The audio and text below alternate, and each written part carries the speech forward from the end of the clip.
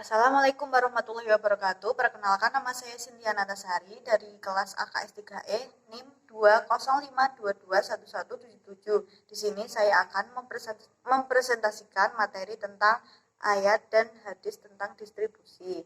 Yang pertama, kita akan membahas tentang definisi distribusi dan konsep umum distribusi dalam Islam. Definisi distribusi menurut para ahli ialah mengartikan distribusi sebagai kegiatan untuk menyalurkan barang dan jasa yang dibuat oleh produsen ke konsumen supaya bisa tersebar luas. Distribusi juga diartikan sebagai sebuah kegiatan yang fungsinya mempunyai banyak manfaat bagi sektor ekonomi. Jadi dapat disimpulkan bahwa distribusi merupakan suatu proses yang dilakukan untuk menyampaikan barang atau jasa dari produsen ke konsumen dan para penggunanya. Pengertian kegiatan distribusi ialah kegiatan yang menghubungkan antara kegiatan produksi dan konsumsi. Orang yang melakukan distribusi disebut distributor. Di dalam Al-Quran juga telah dijelaskan maksud dari distribusi itu sendiri. Di dalam surat Al-Baqarah ayat 3 yang artinya yaitu mereka yang beriman kepada yang gaib, yang mendirikan sholat dan menafkahkan sebagian rezeki yang kami anugerahkan kepadanya. Tafsir dari ayat di atas adalah orang-orang yang bertakwa itu merupakan mereka yang beriman pada hal-hal yang gaib, yang tidak tampak dan tidak bisa dijangkau oleh akal serta indera mereka, seperti Allah, malaikat, surga, neraka, dan lain yang diberitakan oleh Allah serta Rasul-Nya. Pada saat yang sama, menjadi bukti keimanan itu, mereka beribadah kepada Allah dengan melaksanakan sholat secara tepat waktu sesuai dengan tuntunan Allah dan Rasul-Nya.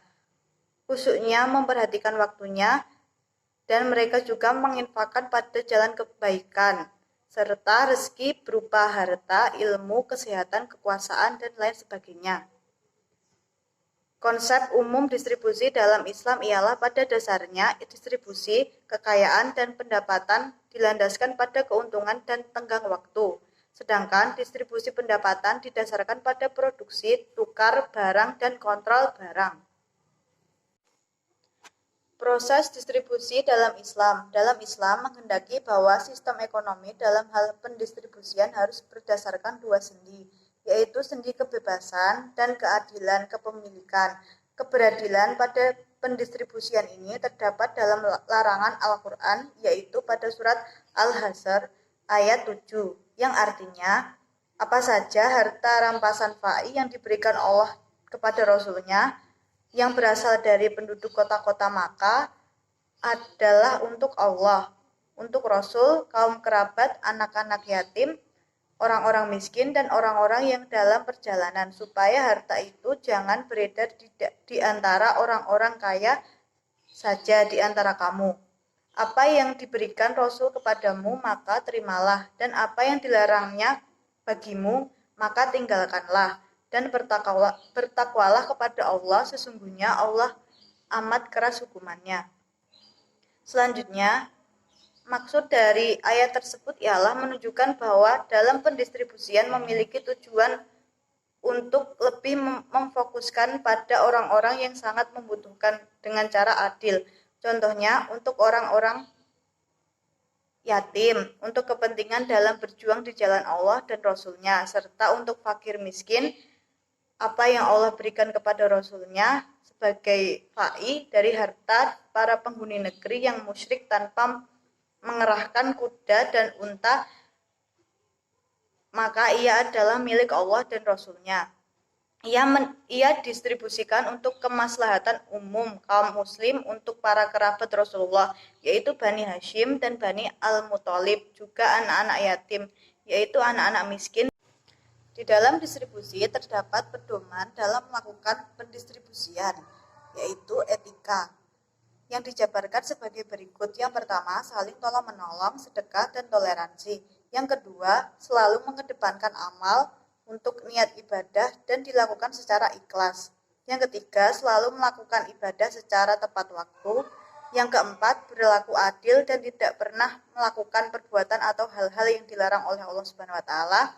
Yang kelima, barang yang akan didistribusikan harus barang yang halal dan tidak membahayakan serta transparan.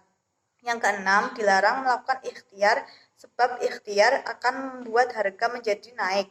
Yang ketujuh, tidak boleh melakukan pameran barang yang akan menimbulkan persepsi.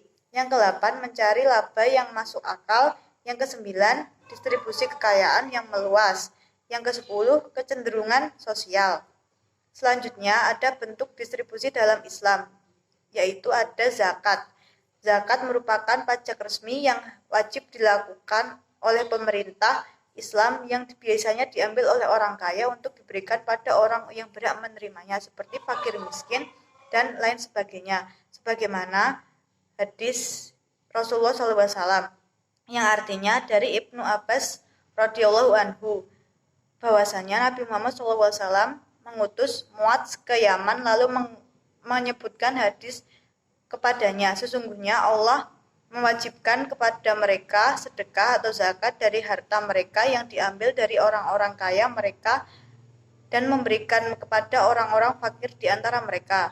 Hadis riwayat Al-Bukhari dan Muslim. Hadis di atas menjelaskan tentang siapa yang berhak mendapatkan atau menerima zakat itu. Tidak hanya untuk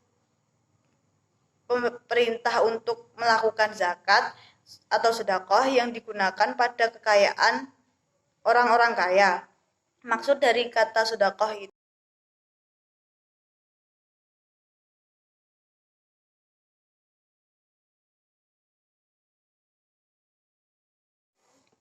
selanjutnya ada warisan. Pada saat orang meninggal, tidak ada lagi mempunyai hak apa-apa lagi terhadap badan atau jasmani dan hartanya.